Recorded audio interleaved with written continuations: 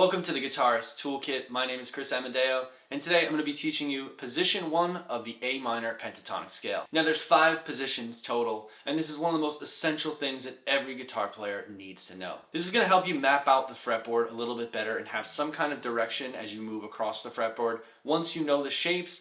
In the next module, we're going to talk about the major scale, in the future talking about the caged chords and how they pair with these 5 positions. So get comfortable, grab your guitar, and let's get right into it. In the previous lessons, we've talked about notes on the fretboard. We've also looked at some basic bar chord shapes, E and A shape. So if I'm starting with an A minor bar chord, it's an E shape bar chord, A minor, at the 5th fret like this.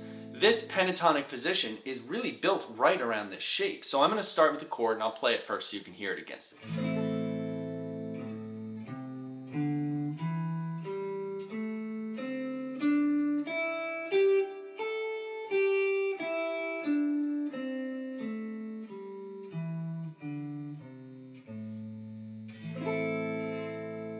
So let's talk about what the fingers are actually doing here. We're starting with an A note, that's the 5th fret on the 6th string. We're going to play 2 notes per string. So this is kind of a nice, easy way to start playing scales, and the finger positions are actually pretty easy to memorize. So we're going to start by playing 5th fret, 8th fret, to C, 5th fret on the A string, 7th fret, that's an E, 5th fret, that's a G, 7th fret on the D string. So that's technically 1 octave of the scale. Penta, meaning 5 notes, right? 1, 2, 3, 4, 5. When we hit the 7th fret on the D string, that's just another A, as we've covered previously, right? When you think about the octaves, like the previous lesson. So let's play it in time. 1, 2, 3, 4. 8th fret. 2, 3, 4, 5th fret, 7th fret, 5th fret,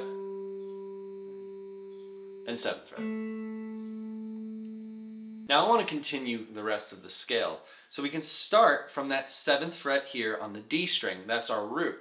And you'll notice a lot of people, when improvising with this scale, will end on the root, that 7th fret of the D string. So that's a note that you really want to have in your mind here. Inside of that position, that's going to be a pretty common target note. So let's start here again. 7th fret on the D string, that's our starting point. Okay, now we're going to go 5th fret on the G, 7th fret, 5th fret on the B, 8th fret on the B, 5th fret on the high E. Now this scale can extend to the 8th fret as well on the high E, because that E string, as we know, is same as our low E string, right? So if we can have an 8 on top, we can have the 8th fret below. So why don't we play through the whole scale a little bit faster? We'll do half notes for this one. So we'll start here.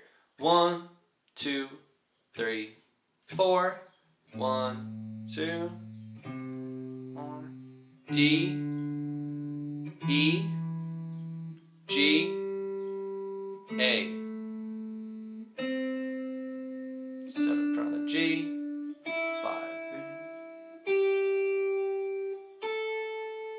Good.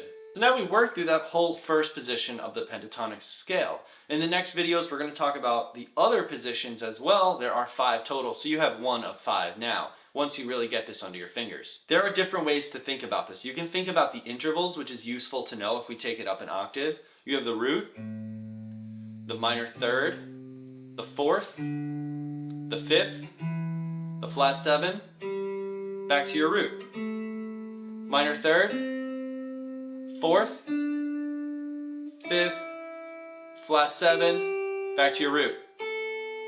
So that's a really useful way to look at this as well, so that you actually start to know the intervals and you have a better understanding theoretically of what you're actually playing. I would recommend playing the scale up and down, definitely working on descending from the top.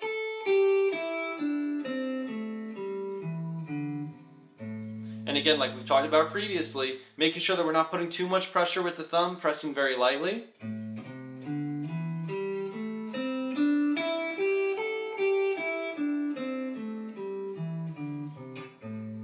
We just want to press enough so that we can actually produce a note. I just want to mention one little thing as well. If you were to start from the 8th fret in this same exact position, we just ignore the A note to start, you're going to capture the tonality of C major, like this.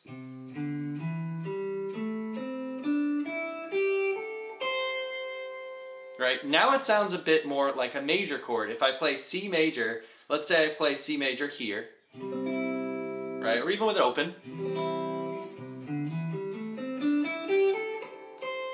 So, depending what note you start on or what note you end on, what note you highlight, and that's kind of what I talked about target notes before, that's going to change the way someone perceives the scale. If I'm not starting on that A, well, it doesn't really sound like A minor anymore. It sounds more like C major. Right?